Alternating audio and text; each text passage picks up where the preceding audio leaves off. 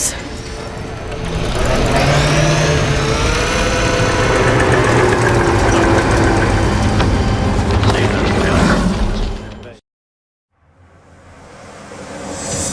Taxes will rise to record levels as Rachel Reeves tries to keep the markets and Labour MPs happy. But how will the budget go down with voters?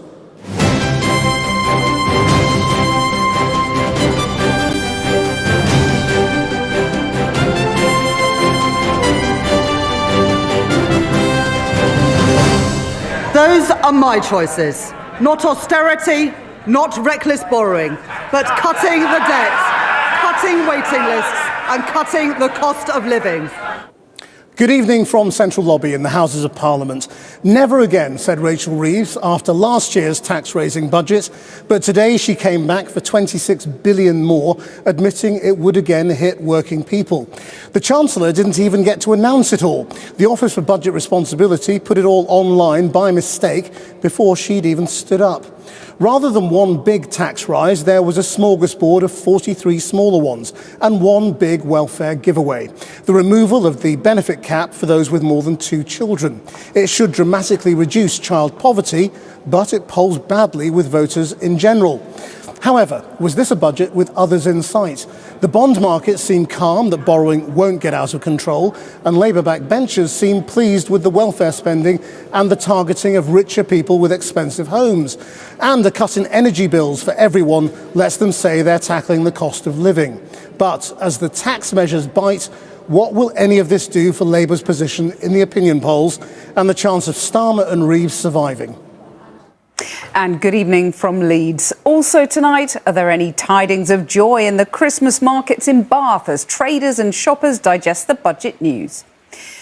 Paul Doyle, who ploughed his car into a crowd of Liverpool supporters, pleads guilty to all 31 charges. And Trump envoy Steve Witkoff's phone call to the Russians offering tips on how to flatter the president is leaked. Donald Trump says the call is just the art of the deal. That's a standard thing, because he's got to sell this to Ukraine. He's got to sell Ukraine to Russia. That's what a deal maker does. You got to say, look, they want this. You've got to convince them with this. That's a very standard form of negotiation. The arrival of the budget today was scooped by the organisation that's supposed to judge it. The Office for Budget Responsibility accidentally posted their analysis before the Chancellor had presented it to the Commons. But the headlines it revealed were not much of a shock, with many heavily trailed beforehand. Thanks, Gary. Cathy. Thanks, Krish. Well, the forecasts of the Office for Budget Responsibility were downbeat, with growth predicted to be lower and borrowing in the short term higher. So why has the Chancellor increased taxes like this, and who will be hit? Helia Ebrahimi is at the wall. Helia. This Labour government has now raised taxes by £68 billion in just 2 budgets, the largest tax raise since 1993, according to one think tank, and it's spending an extra £10 billion on welfare.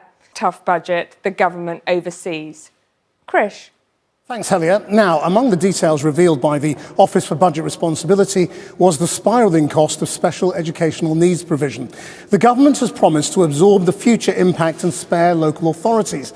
Our senior political correspondent, Paul McNamara, is in Westminster. So where's all this money going to come from?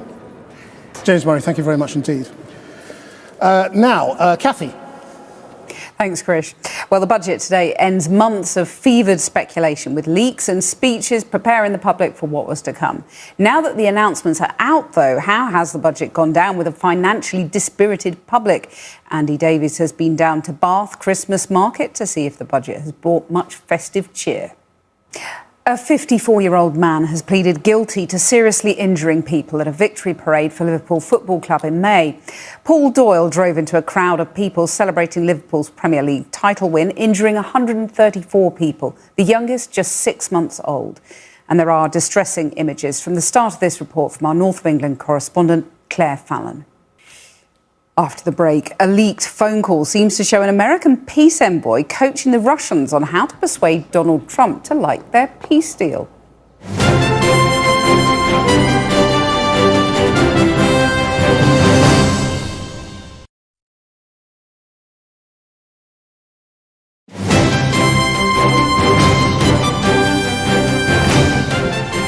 Welcome back to Leeds. Now, Donald Trump said his peace envoy, Steve Witkoff, was just doing what a deal maker does after Bloomberg published a leaked phone call appearing to show him advising the Russians on how to flatter Trump to back their Ukraine war peace plan. Witkoff is due to visit Vladimir Putin in Moscow next week, where he'll discuss a revised peace plan amended by US and Ukrainian teams earlier this week. Here's Kieran Moodley. Who claims he wants a durable peace. But not everyone. Ambassador John Herbst must end it there. Thank you very much for joining us. But that is all we have time for this evening. We're back tomorrow night. Until then, that's Channel 4 News. Good evening.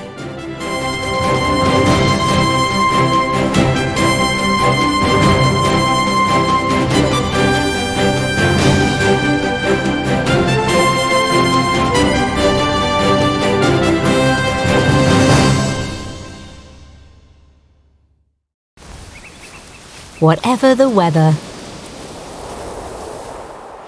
Channel 4 Weather, sponsored by Simply Safe Home Security.